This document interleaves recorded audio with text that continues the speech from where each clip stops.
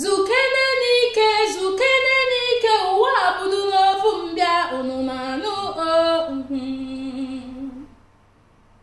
asị m zukene n'ike ụwa abụdụ n'ofu mbịa unu na-anụ inwere jipu ibi n'ụlọ elu ịma gọvanọ ịmakwu sinetọ mana gịnị mere o nwere obere ihe eji abara nwanne gị gbachie were klasị dị na-ejegharị ọdụnụmma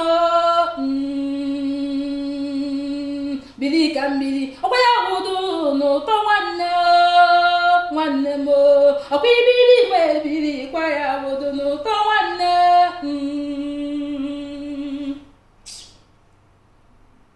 odogwu nwanne ya ọka wudu n'odogwu onye asịrị sa n'ụmụ ka nnụnụ ọka wudodogwu asị m odogwu bụrụ nwanne ya ọka wudodogwu ọkwa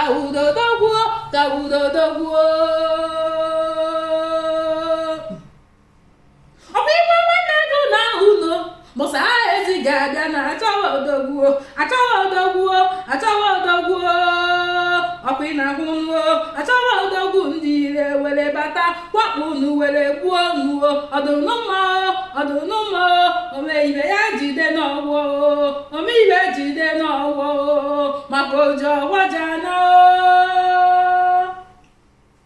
igbo ndị ọma na-ege ntị ekenekwa m n'ọzọ. Taa bụ ụbọchị ọma, ụbọchị ọ ejidere ụmụ Igbo na mma. Asị m ọ ga-adịrị anyị mma n'Orie, ọ ga-adịrị anyị mma n'Afọ, Nkwọ na Eke. Igbo asị m ka Chukwu okike abịa maka gọzisie anyị niile, ọpụpụ anyị na mbata anyị ise. Biko o nwere otu ihe nchọrọ ịyọ anyanwụ ihe ọ na-adị ewutewe n'obi na ncheta. Ọ na-adị mfu mmadụ onye nwere ihe niile,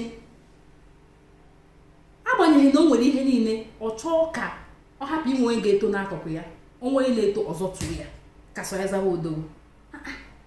Ịmakwa na ịwụ ọgaranya ruo na site kịta ruo na nka gị bụ maka na o nwere ndị kwanyere ị na-aka na-ada ha na-akwanye gị n'ọkwa na onye azụrụ m n'akwụkwọ, n'ọkwa na onye a bidoro m afịa. Ọkwa na ya nwere ịwụ ọgaranya ruo na nkwụsị bikos maka na onwe ka o si sie gị ike ọha nwa ya kwanyete gị. Okwu na-agbado isi na onye akpadozi na onye ọzọ, onye anọchizilere nwanne ya ụzọ, ife ebe o ya esidere nwanne gị na mma gosi ya ụzọ. Ọ bụ eziokwu na ihe ọjọọ karịrị akarị. Ndị oyibo si na ndị mekaniki ekwezi ya mara ndị bụ ndị agha, mana ga na-eme ihe ọma ị na-eme na-ejide ọfọ, maka onye ji ọfọ chie na-anụrụ ya ọgụ. Nwee na-asị biko odogwu bụ nwanne ya, ọ bụkwa na odogwu maka mbọsị ọgụ ezighi esu achọwa odogwu nọ mgbe odogwu na-anọzie ndị ezi awakpo unu gbusisia unu. Igbo ọ ya adịrị anyị na mma, mgbe sị ka anyị biri ka o wee dịrị anyị na mma, n'ihi na biri ka mbiri ụkwụ ụtọ nwanne. Nwee na-achọ ịtụpụ ofu okwu ọ na-awụ mbata na my Facebook na all my social media networks na inbox a na-asị eze nwaanyị nka eze nwaanyị gbara anyị nka gbara anyị afa na biko asị nka nri ọnụ awụghọ m eze nwaanyị adị m agba afa. Ihe ọ bụla m furu m na-eme is because of the fun of it. I love what I do. I am a graduate of theater arts from Nnamdi Azikiwe University, so I was taught to experiment whatever I see and I feel like I can do it. I try it out and it works out. Nwere spirit na-efe, nwere ebe na-eje akụ iso, nwere ebe na-eje aga ọfọ, nwere ebe na-akpọ isi na na-asị I pour libation. I wake up in the morning, I pray to my heavenly Father through his son Jesus Christ. Biko onye asịsị name chọrọ m aja ọgbara m afa, and biko Emeka nwoke biko hara m aka. Emeka bụrụ m eze nwaanyị dị m anụ gị. Emeka go and accept Christ.